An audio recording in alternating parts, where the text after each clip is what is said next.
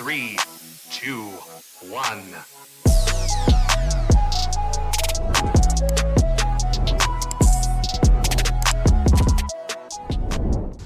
Hey guys, it's Chris. And Bert. We're CD2 Fishing, and we're back for another installment of our Tackle Talk. This is kind of where we go over, kind of what's been working for us, what might be working for others. Talk about gear. Sometimes we'll talk about new stuff coming out, tournament stuff, you name it. This might be, you might hear a little bit about something, you might hear a lot of it. It's kind of just a mixed bag of things here. We enjoy doing these though, so we're gonna keep doing them. Anyways, guys, we were able to actually get outside of a tournament and do some fun fishing lately.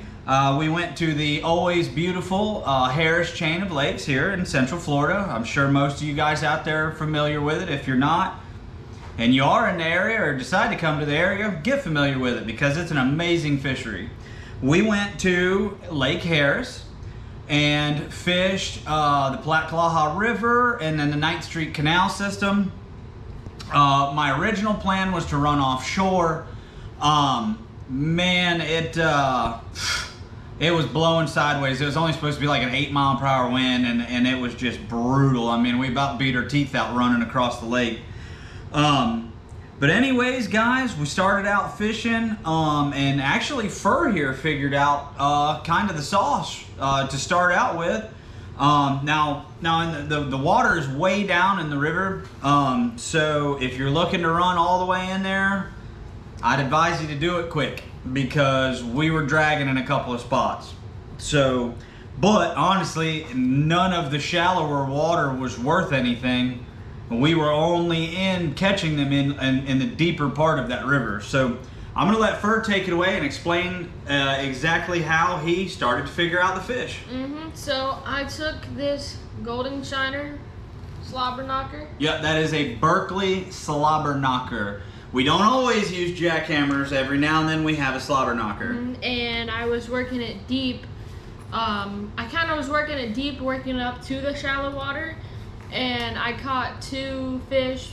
One was 2.8 and a little under 2.5. Yeah. And they were just in the deeper water in the river. Yep. Took us a second to figure it out. We've been fishing for a little bit before. Like I said, he had the wherewithal to go ahead and set the worm down that we were using. I was even throwing a glide in a couple of places. There were a lot of big fish in there. Just none of the bigger ones really wanted to chew. So after I seen him have luck, I had already retied because I wasn't exactly planning on going into the river because the water's a little bit clearer. But it still worked out. Once you get closer to the lake, it does start to darken up. So since he grabbed his, I didn't feel like retying, so I went with the old trusty black and blue jackhammer from Z-Man. This is a 1/2 ounce, and you guys can see it's fished pretty hard. I've done knocked all of the paint off of the blade. I about disintegrated one of the birdhouses in the 9th Street Canal. That'll be a funny video. Stay tuned for that. It's embarrassing. And then like 30 minutes after that, I shattered a $3,200 Solix 12 on the front of my boat. So yeah, guys, I'm just on a roll. I'm having a great time here. Just no, I'm not. This is paired up. Now I run chatterbaits on a little bit bigger setup than a lot of people. I'm sure some guys would tell me I'm an idiot, but they're more than welcome to throw a chatterbait on and go 1v1 me with a chatterbait anywhere in Florida. This is a 7.6 medium heavy Fitzgerald. This is their Stunner HD series. I can't say enough good about Fitzgerald, guys. I just can't. I mean, you guys see it. I mean, my PB came on my lightest Fitzgerald rod I've got. So, this is a 151 XG Corrado, non-DC. It's just a Corrado K, and it's 16 pound, or it's either 16 or 18 pound Sniper FC from Sunline Fluoro. I wish I could tell you if it was 16 or 18. I think it's 16, which is probably asking for it, but it's fine. We work them a little bit. So yeah, I only caught one in the river, and then when we ran that short little jog back across the lake over into 9th Street, that's where this one really started to shine.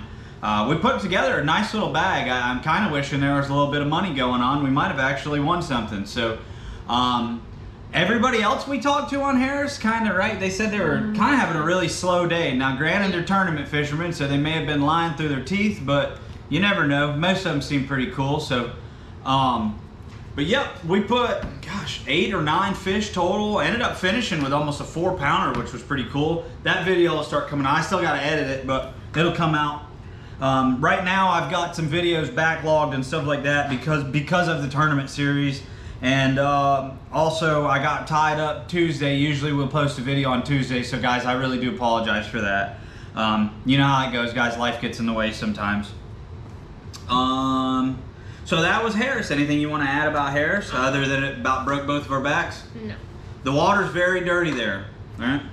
It's like almost chocolate milk dirty, just like Griffin. It's not as bad as Griffin, I can tell you. Yeah, it's not as bad. Griffin's horrible. I mean, they might as well start charging admission for mud trucks just to run through there because it looks like a giant mud hole out there. But anyways, yeah, that was it for Harris. We had a grand time. Only fished a half a day and really put a hurting on them. We were doing good. But yeah, so fast forward to our last night tournament. That was stop number, was it 8? Yeah, stop number 8 for our tournament series, our nighttime tournament series. Again, that's on our home lake, just right down the road. Just a small, local lake here in North Central Florida. We started the night off. It was smooth as a sheet of glass. I mean, you talk about a sight for sore eyes. We have been getting beat up hard the last couple tournaments. I mean, breaking stuff on the boat, cracking my transom. I mean, just brutal, guys. I mean, it's already knocked all the bolts loose on my power poles. I'm constantly tightening stuff up on the boat. It's wicked out there. For such a small lake, it gets violent. I mean, it reminds me of like Cayuga and Oneida and stuff like that in upstate New York, man. It's just rough, But anyways, we made our run. We ran through, idled through, and then made our run to another part of the lake. And we were fishing canals. It's hit or miss in these canals. There's quite a few resident fish, and there is cover just outside of them. So the fish will move in and out of these canals quite a bit because there's a lot of grass, brush piles, and it's kind of a deeper shelf right there. So they've got deeper water, they've got food in the canals. You guys kind of get how it's laying out. So if you're wondering why we're towards the middle of summer but still up in canal, or just getting into summer, gosh, it feels like the middle of summer right now. It's hot. It was 96 degrees here today, guys. We found 84 degree water. 84, guys. It's May. Like, I give up. It's gonna be a rough year for us. But anyways, we fished that canal and it paid off. I mean, we caught 4, right? Yeah. I was already calling, we were calling fish before we even left the canal. The first stop we made is a place we refer to as the Moat. So if you ever hear us talk about the Moat, it's just one of our spots we fish regularly. I missed one. He was throwing a frog. I thought for sure something was gonna blow up on a frog and it didn't. That blew my mind. Because I was gonna throw a buzzbait too, but I'm just too lazy to tie one on, I guess. But anyways, tried and true. Guys, the trusty old June bug red speed worm from Zoom, guys. This is the regular size one, not a mag. This is on my Guggen Black Go-To. The new Black Go-To series are a 7'3" medium heavy. This is paired up with a 151 XG Shimano Curado DC. So I get to make all the sweet noises when I'm fishing. Actually, this reel is a hunk of garbage. I'm gonna have to probably warranty this reel out. I'm having just all sorts of issues out of it, so I'm gonna have to tear it down and see what's going on. 16-pound Sunline Fluoro. This is a 4 or 5/0 EWG 6 cents hook, and then just a 1/4 ounce angler tungsten worm weight pinned. I mean, you guys know me by now. I pin everything. 99% of the time it's pinned. This is the real star of the show, guys. I went over it before, but I'm gonna go over it again. This is from Omega Custom Tackle. You can find them at OmegaCustomTackle.com. This is their 1 ounce Genesis Titanium Night Rider. This is specifically designed for night fishing. Now, they do not make a 3/4 ounce in these. I really like the profile, the rate of drop and whatnot on a 3/4. That seems to kind of be perfect. Plus, my technique for fishing brush piles, and you're playing with fire, guys. I mean, I got hung up a couple of times last night. Luckily, I kind of know a little trick on these. If you ever hang a spinnerbait on a log underwater, like brush, and you don't think you're really dug in there, like you don't set the hook on it or whatever, just let slack out, just let your rod sit for a second, and then pop it back up. 9 times out of 10, it's gonna take all the way to the spinnerbait in the head, and it's gonna roll it off that, and the hook comes right out. Do not panic and start snatching on it or pulling it towards you, because all you're doing is digging that hook in there. And at $14 a piece, or 13, I can't remember, I had to get these from Tackle Warehouse. I'm not trying to lose them. I've already left the jackhammer and a couple of recons in the bottom of that lake, so I'm not trying to do it. Basically, what I'm doing, we're working brush piles. These are brush piles that were actually put in by FWC. I will throw it out way past the brush. We're watching it either on live, or here lately it's been Mega 360 that's been very crucial for us. And I just pick out certain patches of brush, and I'll work each one, you know, around, and we kind of sit in an area where we can have a big range of where we can cast and stuff. It's not always that easy with wind, and my spot lock's like drunk or something. So I'll cast out way behind it, and what I do is I utilize that heavier weight of a 3/4 or a 1 ounce, and we just slow roll it. I mean, how slow is it? Really slow. Painfully slow, guys. Like, so slow sometimes the blades don't start turning. You kind of pop it. If you guys see me cast out and pop it real hard, I'm getting that blade going and then letting it drop. Now, I had a fish hit it on the drop last night. I slung a long cast all the way out, and I actually watched my line just poof, take off. He was already gone. I don't know, you know, if he grabbed a skirt or what. Now, one cool thing about this, I do not run a trailer on this one. I actually run a trailer hook. You guys can see how long that skirt is. It's just no trailer or anything on it, and just run it, man. And stay tuned for that video coming out Saturday, guys, because you're gonna see exactly why you wanna run a trailer hook.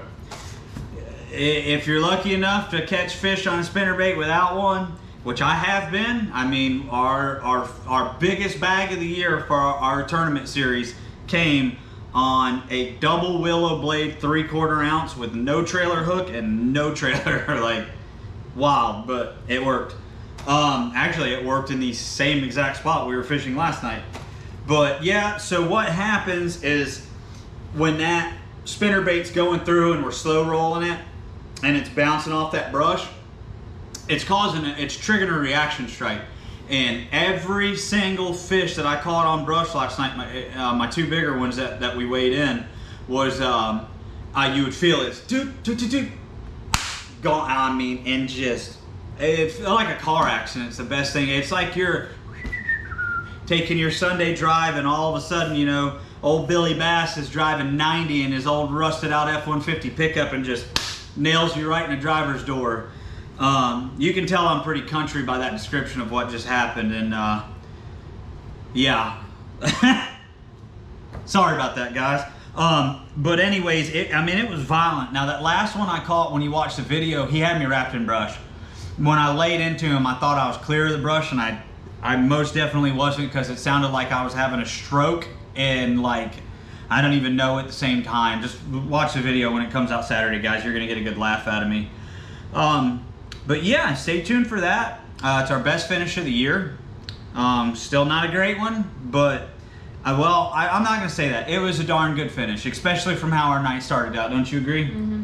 And we're getting there. This man right here single-handedly pulled my hind end out the fire last week and brought us back in the top 10, guys. I blew it so bad going to a different spot, and I lost a couple of fish.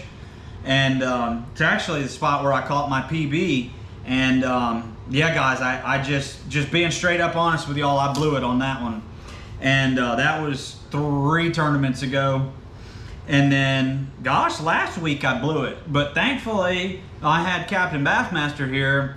And like I said, guys, he single-handedly saved the team and put us back into 9th place. So I dropped us out. He brought us back. Now with a good finish, I think we're going to start moving up in points. Hopefully. The fellas that keep winning in the top spots, I don't think I might have a better chance of winning the lottery than beating them, but every dog has their day. So we got like 1 month left on our tournament series, and then our classic comes, and then after that, no more crazy night tournament footage at least. If I can hop on some, I will. They do some on the Harris chain, so we're gonna get after that too. But if you guys have any questions about anything we've got or techniques or anything, guys, I'm an open book. Either drop a comment below or find us on social media. You can find us Facebook, Instagram, and TikTok, CD2 Fishing. Just like our channel, hit us up. I'm an open book, guys. You know, I might not tell you where all my spots are, but I'll dang sure help y'all as much as I can.